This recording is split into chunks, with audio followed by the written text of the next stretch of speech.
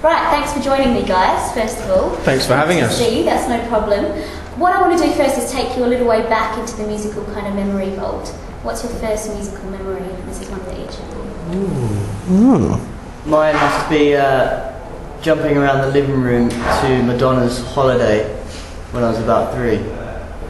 Good beginnings. I remember being in the car, driving to like a holiday destination, listening to the Beatles. I remember, similar to Dougie, jumping around the living room with a little plastic guitar, singing Kids Wanna Rock by Bryan Adams. I remember doing a video. I remember being. I remember. Why can't it just be a straight, simple... Doing a video? I'm just wondering I'm Shooting a watching video. that. Someone in the family was filming me, and I was pretending I was playing Mike Oldfield Tubular Bells on my guitar. I was going down, down, down, down, down, and I was like pretending to play it. Were you all show ponies when you were little kids, or did the kind of musical thing that the stage kind of presence blossom a little bit later on in life? Or did you put on Christmas parties and stuff? Definitely later in life. Yeah. Well, I never really... I didn't really play the drums when I was really little, so... I played the trumpet, so... It's not really that much to show off about, really. Blossomed. Oh. Yeah, I was pretty bad. I want to ask you a bit now, we'll bring it back to the present. One for the radio was filmed in Canada, wasn't it? Yeah, in Toronto, yeah. And I read on your, I think it was your blog or something, that you did a bit of geeky sightseeing or something like We that. did, yeah. What was geeky about sightseeing? Well, it was just very... The touristy, yeah. I did that blog last night. Yeah. I was bored. We had a day off in Toronto, and it was like, what should we do? Niagara Falls, get a tour bus. Pictures, and then we did the tunnel thing underneath it, and had our picture taken. I went to Planet Hollywood, Toronto. That is geeky then. Yeah. Now you guys are pretty popular with the ladies, I imagine. Get a lot of attention, all that type of thing. Do you think that having a bit of a geeky kind of aspect to your personality helps with the ladies? I don't think... Secret geeky characteristics? I don't really... I don't think it does. No. Like, if I wasn't in a band... Favourite Star Wars? Yeah. You know when Yoda says... I'm not really into that many geeky things, like stereotypical geeky things. It's more... It's me and Doug are into that. I don't think if we went in a band, girls would think we are losers. Well, you're alright, because you look nice. Now, I hear you guys suck at surfing, or one of you, this is from a blog again. I suck at surfing. I said we all sucked. Okay, yeah. And then I said we suck at life in general. These two he's just mental and goes to the quite big waves. Like the brave ones that I wouldn't even go I near. quite enjoyed getting nailed by it as well, even though, and then when you get one, it was more epic because it's like all this wind going past you. It's like wow, it's pretty epic. These two got really good. They went on a surf. Well, me and Imrad at work in the studio. These two went on a surfing trip out to the south coast. Surfed with dolphins, which we thought were sharks. We did. They swam away from dolphins. Crapped our pants. I cannot tell you the last day of the surf trip, the last stop off we did. It was like being in a painting, wasn't it? When the waves, it was literally like all over each other, and there was like know those Japanese, like the Japanese waves there. You see the painting, and there's like a ship. And there's like dragon. Oh yeah. It's like that. There was a dragon. And there was like coral and like there was rocks everywhere. Yeah, like a rock would appear. Like, there'd be a huge wave coming here, and then a small one there, and it was just like whoa. Awesome. What did you think of Australia? Why recording in Australia? Well, it was just we just left our label, and we wanted to just take time out to record a new album and just have as much time as possible, and we wanted to just go to like an inspirational place and just get out of the country. And in January the weather in England's a bit lame, rubbish, so we'd never been. Dougie had been, absolutely loved it, so we went out there and just rented a house overlooking the sea, and it was just idyllic. It was beautiful, so it was amazing. Yeah, we made some really good friends over there actually. People, yeah. What were the fans like? Did you do many kind of gigs or anything? Couple of shows, yeah. We did 2 small shows, to like 400 people, and yeah, it was amazing. We had incredible reaction. They sold out without us doing any promotion for it or anything, and I heard our song on the radio and talking about us while we were over there, even though we weren't there to do any promo or anything, so it's quite cool. We've got quite a good little fan base going on over there, so we're looking forward to going back and releasing this album. Excellent. And has the album been a long time in the making, or are you proud as punch?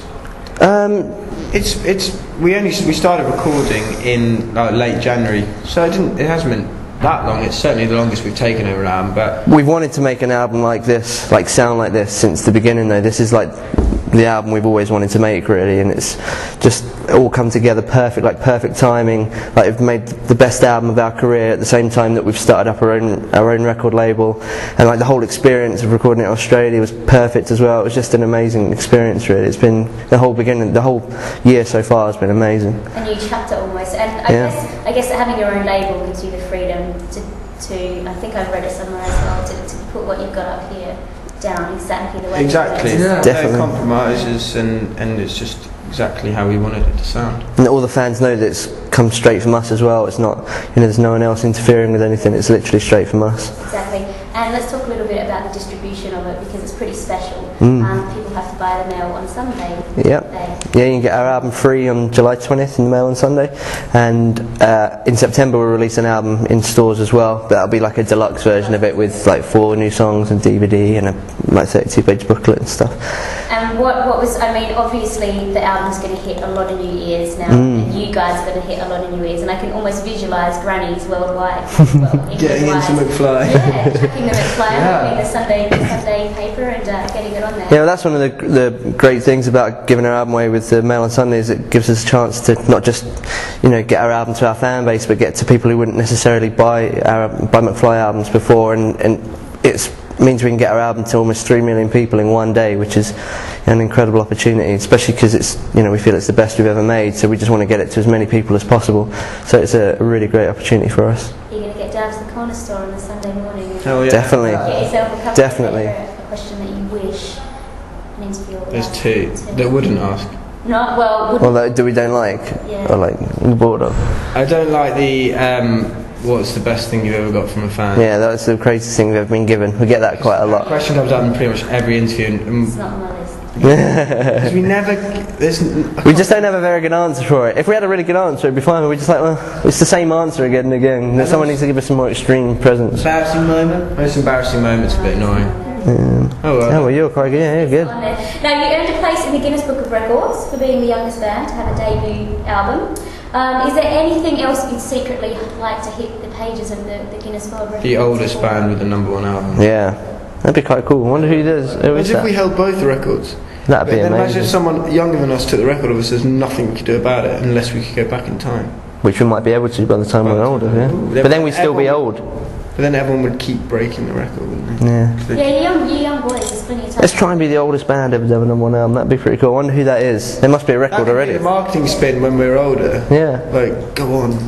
Who's old? And everyone would be like, you're the oldest band. Like instead of now, it's the youngest band. That'll be all the questions and interviews about that. No, it'd be like you hold the record for the youngest #1 album and the oldest #1 album. Yeah, it's pretty cool. Outside of music, do you have any secret ambitions that you kind of like life ambitions, the things you want to achieve as well?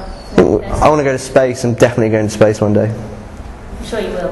I know I will. You'll probably play on the moon. I want to be. That's one ambition for the band. I want to be the first band in space.